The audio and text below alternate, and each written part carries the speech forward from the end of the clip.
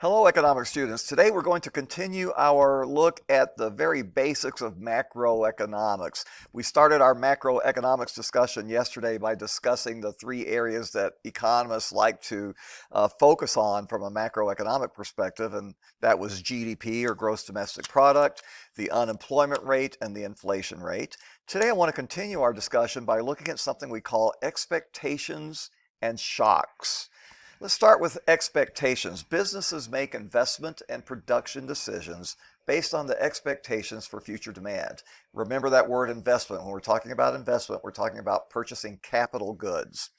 And capital, of course, then is used for the production of consumer goods. So we make our investment and production decisions based on the expectations of demand in the future. However, expectations, as you can imagine, are often wrong.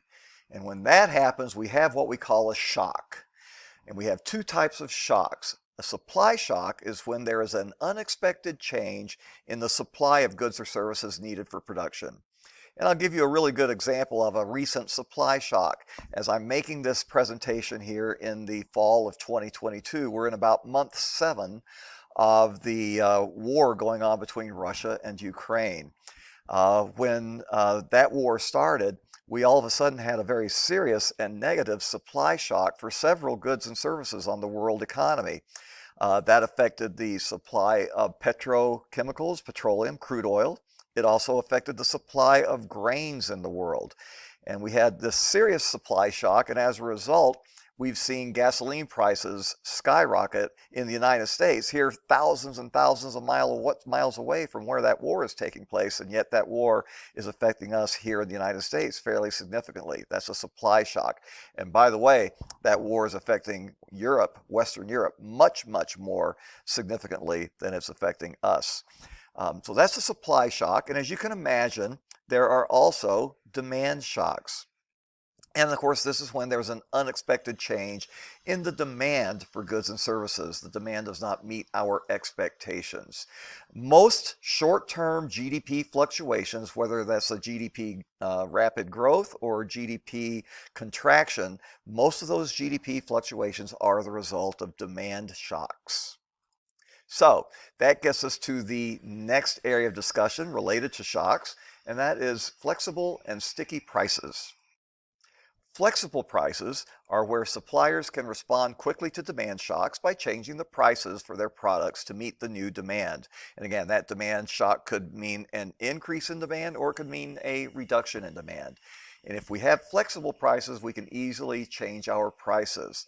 Flexible prices happen most often in products, by the way, where you have relatively elastic products, where it's easy to respond price-wise or quantity-wise to changes in the marketplace. We also have sticky prices. Sticky prices happen when suppliers are unable to change prices quickly in response to demand shocks. Why are producers hesitant to change prices? Well, it's a hassle to do that, first of all. There's a cost involved in just repricing everything. Sometimes prices are published. They're out for the world to see on the internet, and someone wants to order something. They want to know that the price that they're getting the product for that they are ordering is in fact the price. Producers do not want to sell something at a price different than what is already being published. They would have to go and make sure they change that in the catalogs, whether online or old-timey paper catalogs. Another reason they're hesitant to change prices is because of competition. If I want to raise my prices, what happens if my competitors do not? I'll lose business. On the other hand, if I want to lower my prices due to a negative demand shock, that reduces my profit. And, or maybe it would cause a price war where everyone starts lowering their prices, and before long, no one's making any money when you have all of the various competitors, continually lowering their prices. And sometimes that does happen, and we call those price wars. So if prices are sticky and we can't really change prices, we could change the quantity that we're supplying, but often producers don't do that either.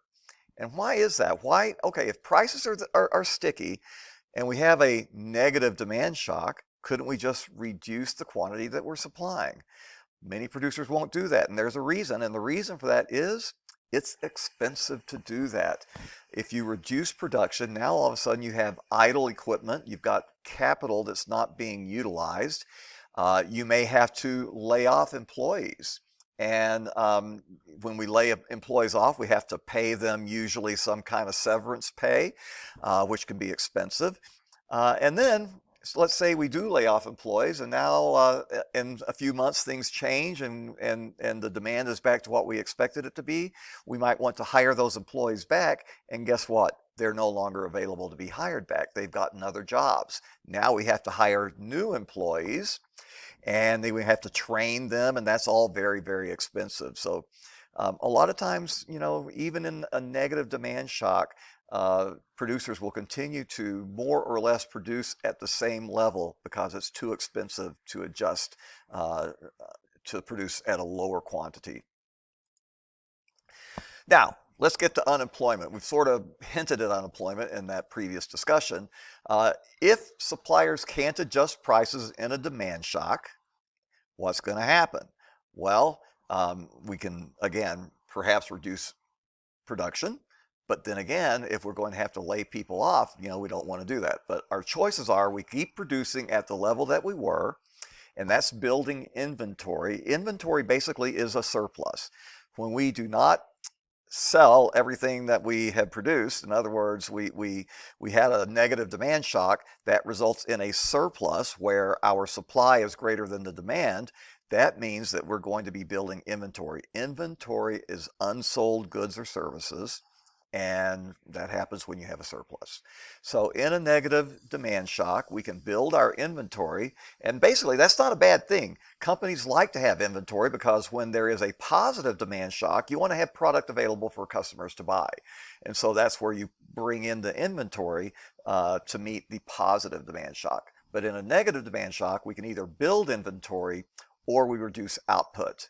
Now, what happens when output has to be reduced for a large number of businesses over a long time? If we have a negative demand shock and we've held out a long time, we tried not to have to reduce output, we've built our inventory, but you cannot keep building inventory indefinitely. Eventually you have to reduce output. That means you have to lay people off. And if that lasts for a long time, what do we get? We get a recession. A recession is a time when there is high unemployment and reduced output. And much of macroeconomics is actually interested in trying to avoid recessions. And that's going on right now as I record this presentation in the fall of 2022. A lot of economists are worried right now that we might be on the verge of a recession. The last significant recession we had was in COVID, but that was very, very short-lived, and the folks that manage our economy were able to respond to that very, very effectively. Prior to that, we had a recession in 2008 and 2009, and that was a much more long-lasting recession.